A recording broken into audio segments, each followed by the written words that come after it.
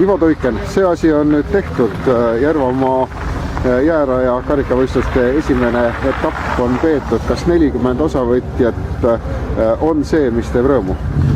Ja loomulikult, et eks me natukese kartsime seda ka, et kui tuleb nagu vähe rohkem, et kuidas see ajakanalite ja kuidas me oma asjadega hakkama saame, et väga raske on nagu korraldada, kui on kinnine ring, eks, et sa pead nagu arvestama teatud arvu autodega raja peal, eks, et aga kõik läks hästi ja aega jääb üle, et kui järgmine etapp tuleb, siis saame palju rohkem peale võtta ja olema hulka julgemad selles suhtes.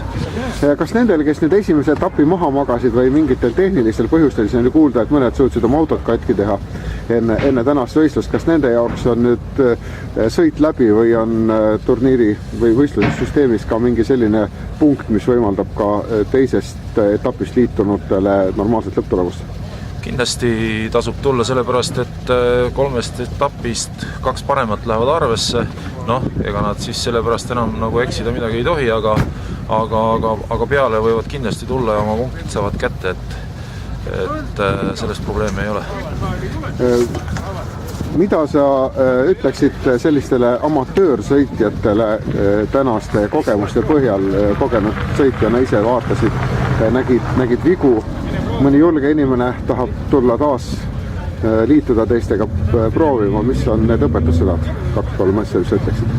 Igal juhul tasub alati proovima tulla, et see nagu, et kuidas mul läheb, ei maksa mitte midagi, et need ei ole maailmameistrivõistlused, siit saab oma kogemuse kätte.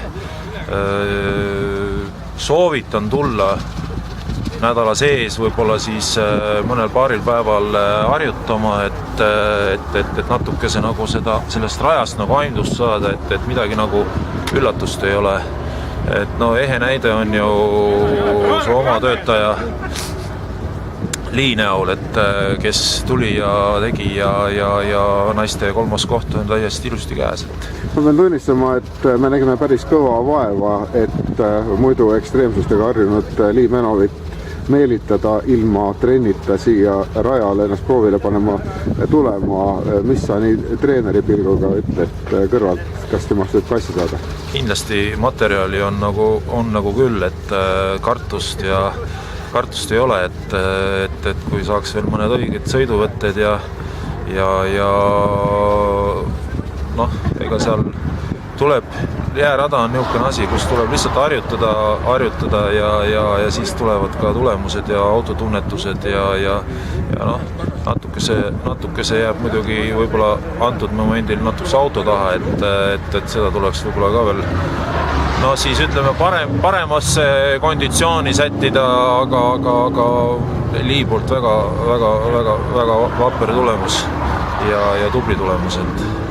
Järgmine kokkusaamine siin Sillaotsa rajal on siis osalejatel järgmise pühapäeval kell 8.